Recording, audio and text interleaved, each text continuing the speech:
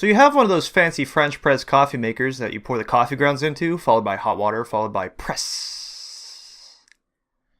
And maybe you've been using such a device for a really long time, and you've always wondered to yourself, what's the best way for distributing coffee flavors into my coffee pod? Stirring before the press? Or leaving the coffee alone to be by itself? And while I know this is a very divisive issue in the coffee drinking community, I took it upon myself as the sole owner of Coffee House Social, and decided to put this myth to the test. Theoretically, stirring should be better, because dispersing the coffee granules would allow for more surface area to contact the water, thus making it become more coffeeified. But the counterargument to that would be that it simply doesn't make a difference. So what I set up was a simple experiment.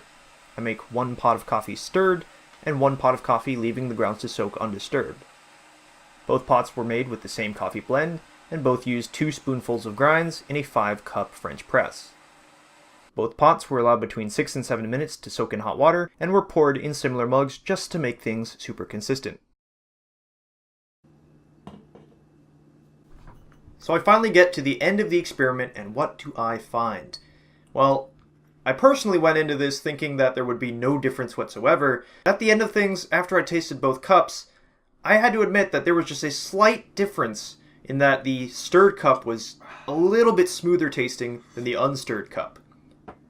This would make sense and form well with our hypothesis, but I don't think that the difference is totally perceptible to everybody. I did let my brother taste test it as well, and he didn't think there was any difference at all. So is there a difference between the two methods? Barely, if at all. I think I'm going to need to look more into this in the future.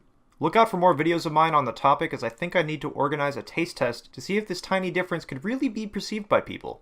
The more data, the better.